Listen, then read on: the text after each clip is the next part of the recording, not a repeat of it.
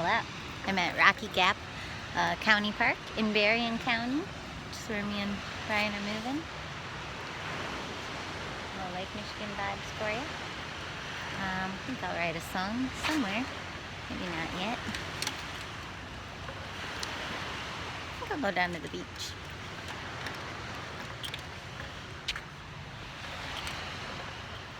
I've never been to this park before. There's a little gazebo.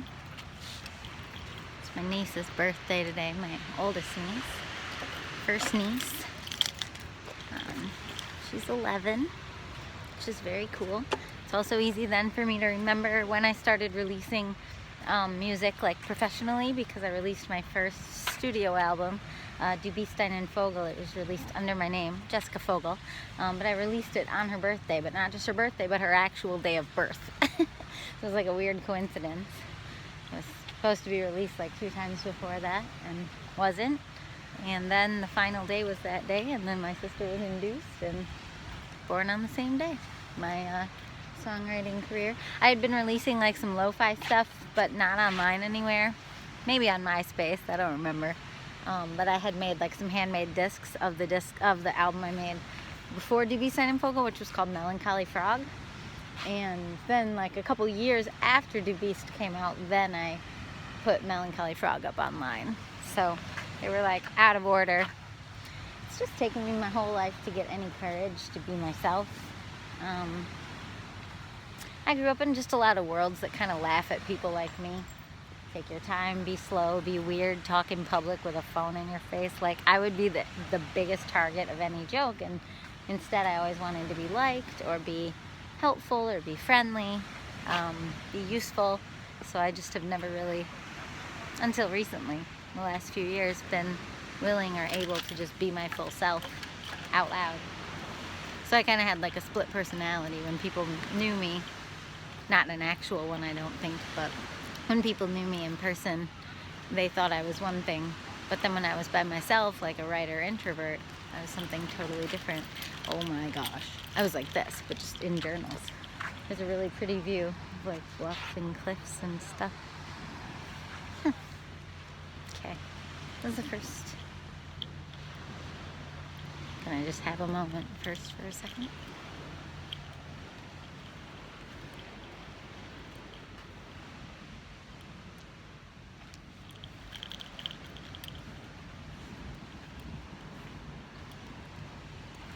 This is like, there's a lighthouse down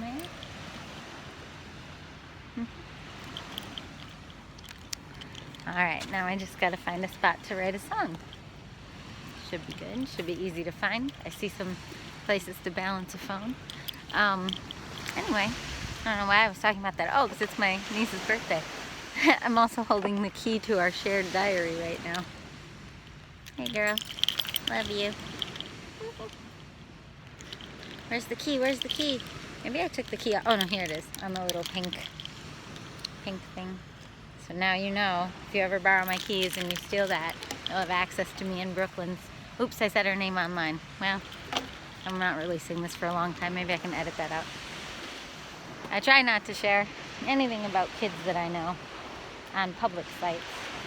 But the fact that I'm clocking in at about 4 views per video, and you know, those are probably just people I know. I'm not too worried. Hopefully nothing to worry about. Oh, a pink stone. That is pretty. Brian picked me up a lot of stones on our walk south of here by about 20-30 minutes in Stevensville area at Grandmere State Park. I really like this area. I feel very at home here. It reminds me of my childhood in Racine, Wisconsin, but more peaceful. Like more I don't want to say remote, just more, there's just less going on here. It's not a sprawling metropolis here. Like Racine's kind of between Chicago and Milwaukee. I don't know what this YouTube channel is sometimes. I just say whatever pops in my head. I'm gonna keep walking. I see a log to put my phone on. Sorry for the wobbly cam. Paid $100 for that stabilizer and then found out it wasn't very portable. Wow, look at that. It's like a natural pumice. It's like gold. Okay. I'm not gonna get too into collecting rocks today. Got a lot of places to go and be. Okay, I see a place. On my phone. Just got stabbed by a stick. Alright. Climbing up a sand dune just a little bit. Dun, dun, dun, dun, dun, dun. Wish you could see the lake, but I'll put my new little rocks in my pocket. Put my keys in my other pocket. It's just these rocks are kind of at a slight angle. Let's do that. How's that? Lake? Any lake view? I thought I saw a really cool redstone, but it was like a bottle cap. Oh my gosh, I have to stop. Stop collecting rocks. Okay. Well, yeah, that's a beach view. Alright. I need to write an opening song for Songwriter Life. Because I had my friend make me like a graphic that I can use on these weird little videos that I don't know what they are. I left my tuner up there. Okay. Here is an ode to Rocky Gap Park. This is very beautiful. I really like it.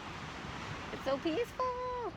I've left my journal in the car too, but there's a perfect little log that I could journal on. Let me show you. I know I just got the phone just right, but look at that.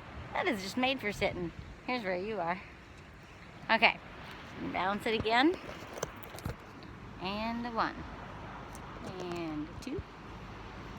And a 1, 2, 3. Oh wait, I gotta roll up my sleeve. Ukulele's hard to play when your sleeves are in the way. These trees are kind of taking up space. There. Here we go. And a 1, and a 2, and a 1, 2. It's very out of tune.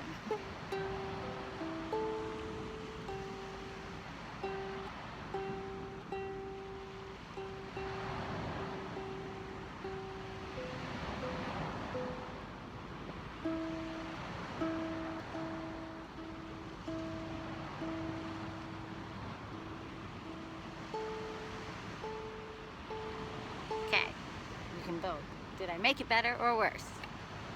1, and a 2, and a 1, 2, 3. Oh, that's definitely worse. What the heck? I have the terrible ear. Brian can do that without even trying.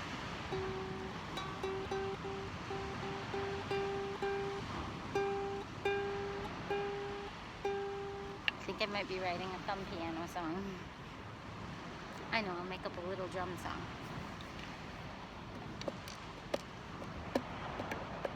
Or I'll just use one string.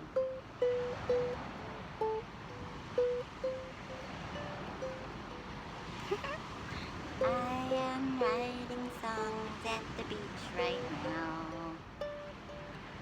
That is not an interesting song. Oh yeah, don't edit. One of the lessons I like to pass on is not to edit yourself. Okay. Only because, not because all the songs will be good, they won't be good, but if you edit yourself and tell yourself something that you just made up is not good, that was the door. That was just the entryway. But if you say it wasn't good, now you don't know how to get in. So the more you tell yourself that your first tries are not good, the more your brain will say, well then I don't want to try, because it's embarrassing, and it'll get sick of trying. You can't create the magic. The thing you're looking for, the muse thing, the writer thing, you don't create that. You listen for it, and you flow to find it, but writing's very mysterious. So is tuning, apparently. Tuning is an exact science, and I apparently don't know how to do it. By ear, anyway. Which is weird, because I have perfect pitch. Oh, I know, I'll think of a song in G.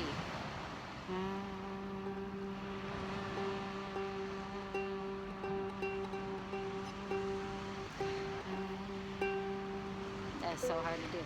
Okay, something in the way, something in the way she moves.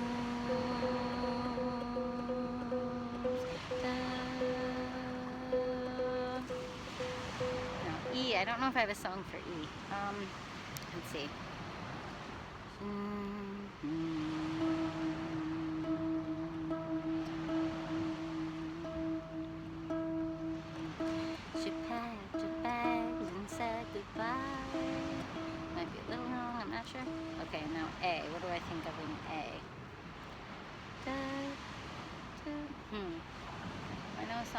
Yes.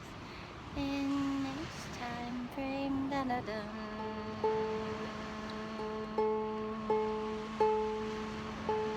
Now is it better or worse? Take two. It's terrible. I don't know why I don't know how to tune. I think I just have close perfect pitch. I don't have actual.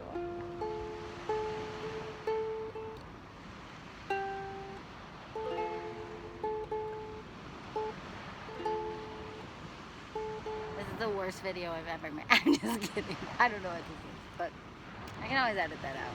That's what I'm going to learn to do, is I'll finally learn to edit. There. The chord of A wants to be, that's the closest one I'm getting to.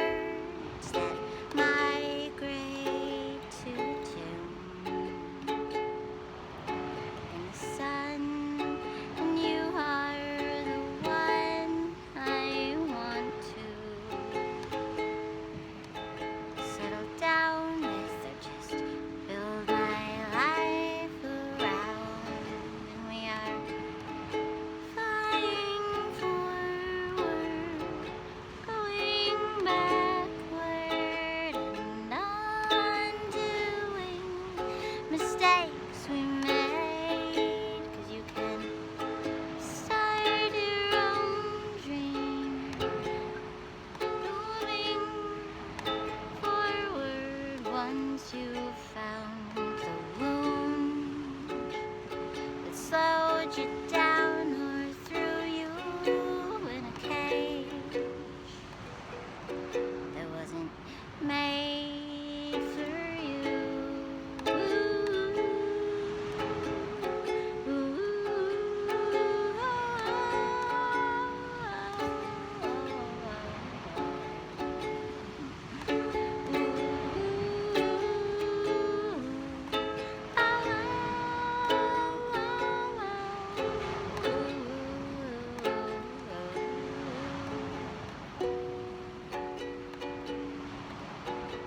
Any dream will do, anything is good if it moves you out in the world where you see yourself like a light, like a little girl, taking flight on a cloud, and you're a light to others, and you're not too loud, you're not too proud, get that out of your head now, dear. It's time to figure out why you've been obsessed with being nice, but then girl, just let it go, cause you just want it to be liked, but you sold your whole soul for that dream in the sky that wasn't even yours. You know, you know, you know, you know, you know. It's time for your own dream, and you've always known this story, this great love story would be your own. Ooh, you can love your life, dear. You're allowed to love your life. You're allowed to be a wife, to be something simple and clear. You don't owe the world your heart and all your time. It's just a thing you do. It's just a thing you learn to do, like rhyming. It's for fun and it's for you too. So don't give your time away, dear. clear, be clear, be clear, be clear. Be clear. Why you're here. Oh, it's so out of tune. Well, there's some song ideas, aka something I would just call a song, because I learned I have to call these unformed little rambly improv songs. I have to just call them songs because I'm probably never going to come back to them. And I had hundreds of these every year on like a hard drive, but I was torturing myself with them in the past. Back in like 2008, 2009, I would pick which ones I wanted for which album, and I would create these lists, this whole dreamiverse of like albums I'm going to release someday. But by the time I moved away from Chicago in 2012, I had, I think, 10 more albums that I said I was going to for sure do. And then when I went through all kinds of icky crap, then I just kind of threw them away because they didn't represent my now life. But then I went and did the same thing in Michigan. I ended up with, all these albums, and I think the difference with how I handled it in Michigan was just to let them out as lo-fi albums. So, what's that? I just did. Yeah?